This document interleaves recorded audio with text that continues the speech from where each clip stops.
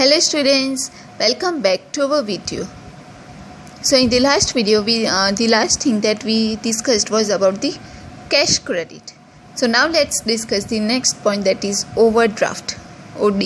We have already discussed what the meaning of overdraft. So the bank offers the facility for withdrawal of more money than the balance in current account of the businessman under certain limitations is called overdraft. So whenever bank offers facility for the withdrawal of the more money than the balance in the current account of the businessman, then it is known as overdraft. Then next is trade credit. Business units have needs of raw material, finished goods or other tools and things. In this situation, a business unit purchases from other producers or traders on credit for some time period and create the working capital. Thus, the creditors do not provide the capital directly, but by giving goods or services on credit, they satisfy the capital requirement.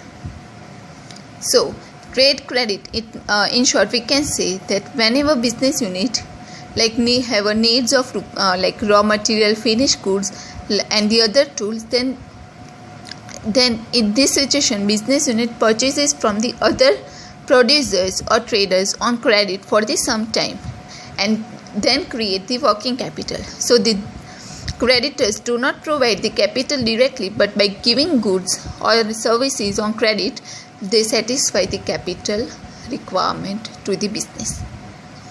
Then the next is internet corporate deposits. Usually when a company gives deposit to other company which is in need of fund, then such deposit is called intercorporate deposit.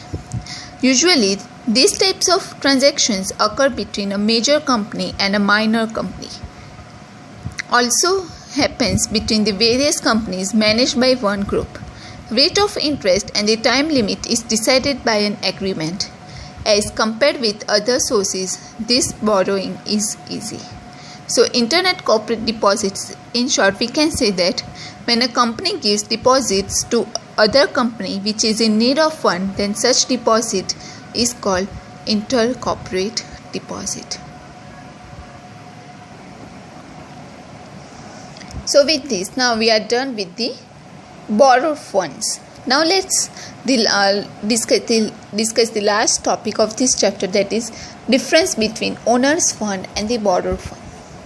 So first basis of difference in first point is meaning.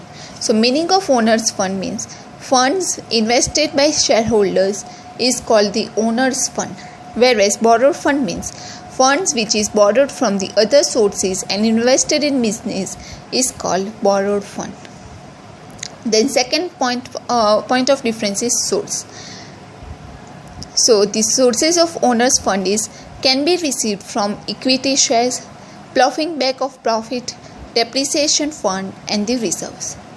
Whereas the sources of borrowed funds can be received from the debentures, commercial banks and the financial institutions. Then the third basis of difference is return.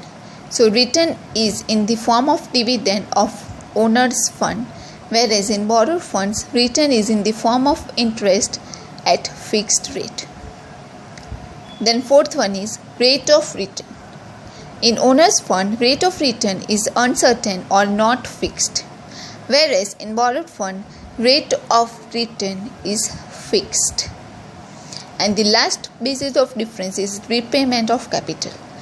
So in owner's fund is repaid at last, whereas in borrowed funds, repayment of borrowed funds is made earlier than the owner's fund.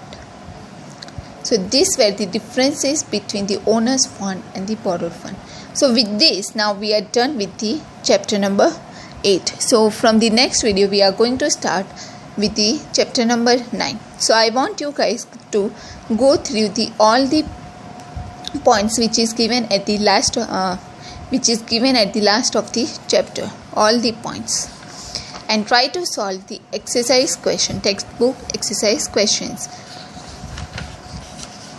And if you have any questions or any doubts, Please feel free to comment below the video. Thank you.